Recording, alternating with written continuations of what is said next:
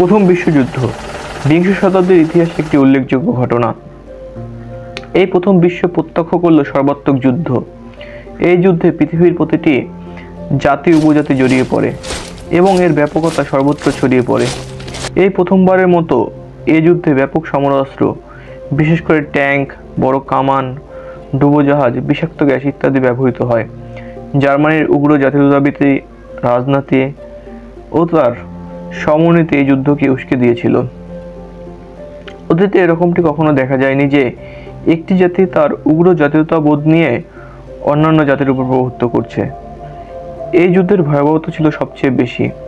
ইতিহাস থেকে জানা যায় 1790 থেকে 1913 সাল পর্যন্ত বিশ্বে যে সকল যুদ্ধ সংগঠিত হয়েছিল, যেমন নেপোলিয়ান যুদ্ধ, ক্রিমিয়ার যুদ্ধ ইত্যাদি, এবং তাতে যত লোক মারা গিয়েছিল তার চেয়ে দ্বিগুণ লোক মারা গিয়েছিল এই যুদ্ধে।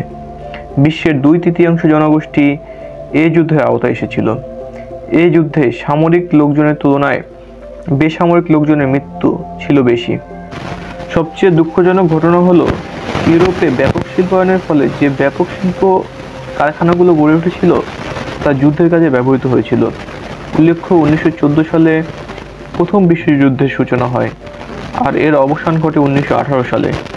মনে রাখতে হবে, প্রথম বিশ্বযুদ্ধ শুরু হয়েছিল এমন একটি সময় যখন ইউরোপে ব্যাপক শিল্পায়ন হয়েছে, আর এই শিল্পায়নের কারণে সেখানে শ্রমিক আন্দোলন গড়ে উঠেছিল। শিল্প মালিকেরা তাদের উৎপাদিত পণ্য বিক্রির জন্য বাজার খুঁজছিল। এমনকি সমাজতান্ত্রিক আন্দোলনেরও জন্ম হয়েছিল ওই সময়। একই সাথে জন্ম হয়েছিল উগ্র জাতীয়তাবাদী আন্দোলনের।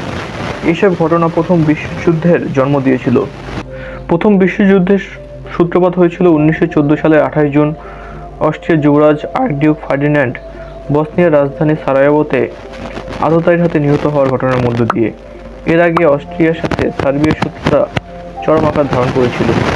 ধারণা করা হয়েছিল সার্বিয়ার নেতৃবৃন্দ এই হত্যাকাণ্ডের সাথে জড়িত এবং এই হত্যাকাণ্ডের প্রতিবাদে অস্ট্রিয়া কিছু শর্ত সহ চরমপত্র দেয়। কিন্তু সার্বিয়া ওইসব শর্ত, যেমন অস্ট্রিয়া বিরোধী সকল প্রচারণা বন্ধ, হত্যাকাণ্ডের তদন্তে রাজ কর্মচারীদের সুযোগ দেওয়া, অস্ট্রিয়া বিরোধী সকল সার্বীয় কর্মচারী ও স্কুল শিক্ষকদের চাকরিচ্যুত ইত্যাদি না মানলে অস্ট্রিয়া ও জার্মান সেনাবাহিনী সারায়েভোতে অভিযান চালায়। রাশিয়া, ফ্রান্স সার্বিয়ার কাছে দাঁড়ায়, ফলে জার্মানি, ফ্রান্স ও রাশিয়া আক্রমণ করে। আর এভাবেই শুরু হয় প্রথম বিশ্বযুদ্ধ। যুদ্ধের মধ্য দিয়ে জন্ম হয় কেন্দ্রীয় শক্তিজোট জার্মানি, অস্ট্রিয়া, তুরস্ক ও মিত্র শক্তিজোট Russia, France, Britain, Japan, Serbia, Belgium. এখানে বলা ভালো যে প্রথম বিশ্বযুদ্ধের মধ্যে রাশিয়াতে 1917 সালে বিশ্বের বুকে প্রথমবারের মতো বলশেভিক বিপ্লব সংঘটিত হয় এবং 1917 সালে যুক্তরাষ্ট্র মিত্রশক্তির পক্ষে যুদ্ধে অংশ নেয়। এর মধ্য দিয়ে যুক্তরাষ্ট্র মন্ডো ডক্ট্রিন, মানে ইউরোপীয় ব্যাপার হস্তক্ষেপ না করা, এর ধারণা পরিত্যাগ করে। যুদ্ধ চলাকালীন রাশিয়া জার্মানির পাশে ব্রেস্ট-লিটোভস্ক চুক্তি করে যুদ্ধ থেকে সরে দাঁড়ায় ও রুশ অধিকৃত জার্মানির পশ্চিম প্রদেশগুলো প্রত্যার্পণ করল। বিপ্লব পরবর্তী রাশিয়াতে যে পরিস্থিতির সৃষ্টি হয়েছিল তাতে এই চুক্তি করা ছাড়া রাশিয়ার কোনো বিকল্প ছিল না। অন্যদিকে যুক্তরাষ্ট্রের কয়েকটি জাহাজ জার্মান টর্পেডোর আঘাতে বিনষ্ট হলে যুক্তরাষ্ট্রকে যুদ্ধে জড়িয়ে যেতে হয়। এর ফলে যুদ্ধের গতিবেগ পাল্টে গেল। মিত্রশক্তি জোট একের পর এক সাফল্য পেতে লাগলো। তুরস্ক, বুলগেরিয়া ও অস্ট্রিয়ার পরাজয় ঘটল। খোদ জার্মানিতে ঘটল নৌ বিদ্রোহ। যুদ্ধে সম্ভাব্য পরাজয় আঁচ করতে পেরে 1918 সালের 9 নভেম্বর জার্মানির কাইজার বা রাজা হল্যান্ডে পালিয়ে গেলেন। জার্মানি সাধারণতন্ত্র হিসেবে ঘোষিত হলো এবং শেষ পর্যন্ত জার্মানি 1918 সালের 11 নভেম্বর একতরফাভাবে যুদ্ধবিরতি ঘোষণা করলে। আর এখানে সমাপ্তি ঘটে প্রথম বিশ্বযুদ্ধের। এখানে একটা কথা বলা যায় যে নিঃসন্দেহে জার্মানির উচ্চাভিলাষ এই যুদ্ধের সূচনা করেছিল।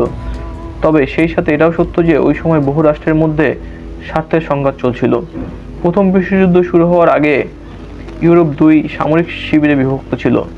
একদিকে ছিল ত্রিশক্তি রাষ্ট্র যেমন জার্মানি, অস্ট্রিয়া, ইতালি, অপরদিকে ছিল দ্বিশক্তি রাষ্ট্রজোট যেমন রাশিয়া ও ফ্রান্স, যা পরবর্তীতে ট্রিপল আতাত ইংল্যান্ড, ফ্রান্স ও রাশিয়ায় পরিণত হয়।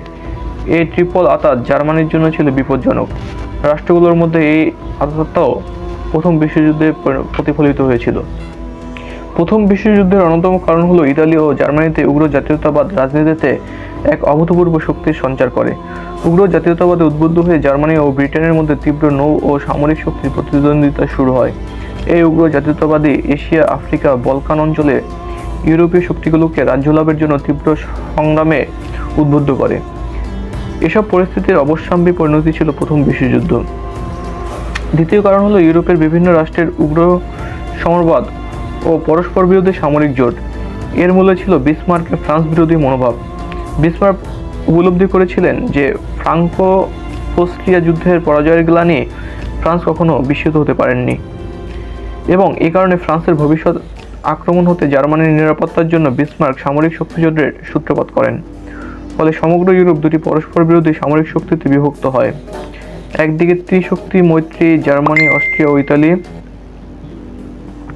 অপরদিকে ত্রিশক্তি অর্থাৎ ফ্রান্স, রাশিয়া ও ইংল্যান্ড। 1906 থেকে 1914 সালের মধ্যে বিভিন্ন আন্তর্জাতিক সংকটের সময় এই দুই শক্তিজোট পরস্পর সম্মুখীন হয়েছিল। মরক্কোর ব্যাপারে কূটনৈতিক ক্ষেত্রে ব্রিটেন ও ফ্রান্সের কাছে জার্মানি অপদস্থ হয়, এবং জার্মানি ও তার মিত্রবর্গ অস্ট্রিয়া ও ইতালি তাতে বিস্মিত হয়নি। কিন্তু 1908 সালে বলকান সংকটে অস্ট্রো জার্মান গোষ্ঠী জয়লাভ করে এবং রাশিয়া অপদস্থ হয়। এই ঘাত প্রতিঘাত বৃহত্তর যুদ্ধের ক্ষেত্রে প্রস্তুত করে।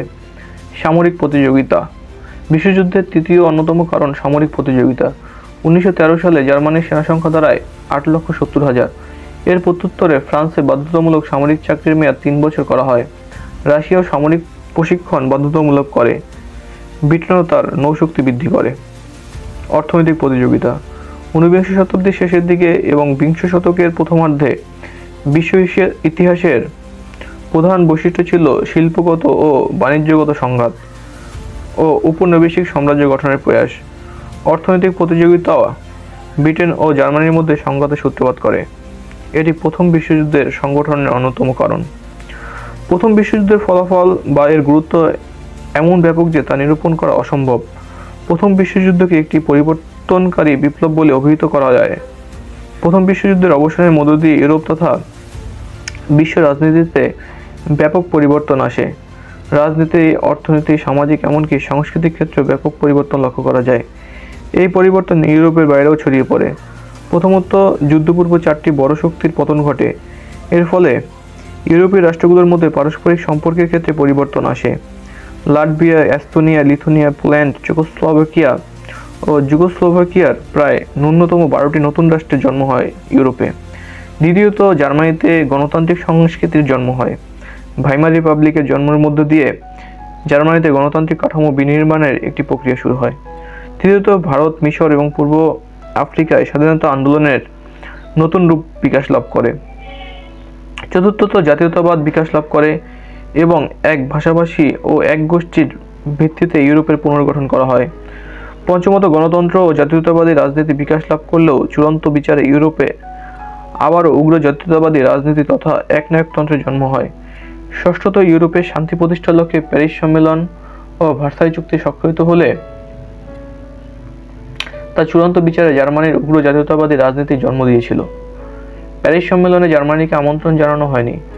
ভার্সাই চুক্তিতে জার্মানির শক্তি যথেষ্ট খর্ব করা হয়। বলা হয় ভার্সাই চুক্তিতে অপর একটি যুদ্ধের বীজ নিহত ছিল। সত্যমত, প্রথম বিশ্বযুদ্ধের পরিসমাপ্তিতে যুক্তরাষ্ট্রের প্রেসিডেন্ট উইড্রো উইলসন যে 14 দফা দাবি উত্থাপন করেছিল তাতে একটি বিশ্ব সংস্থা লিগ অব নেশন গঠন করার প্রস্তাব করা হয়েছিল।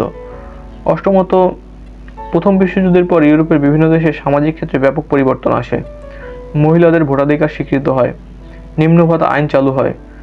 নবমত, মতবাদ হিসেবে 2টি মতবাদ বিকশিত হয়, জার্মানিতে নাজিবাদ ও রাশিয়াতে সমাজতন্ত্র। কিন্তু 2টি মতবাদই বিংশ শতাব্দী ভ্রান্ত বলে প্রমাণিত হয়েছিল এবং জার্মানির এই পরাজয় জার্মান জাতি মেনে নিতে পারেনি, যা পরবর্তীতে তাদের উগ্র জাতীয়তাবাদের জন্ম দিয়েছিল এবং হিটলারের নেতৃত্বে দ্বিতীয় বিশ্বযুদ্ধের সূচনা করে। আপনাদের যদি এই ভিডিওটা ভালো লাগে তাহলে আমার দ্বিতীয় বিশ্বযুদ্ধের কেন হয়েছিল এবং এর কাহিনীগুলো কি তা আছে তা আপনারা দেখে আসতে পারেন।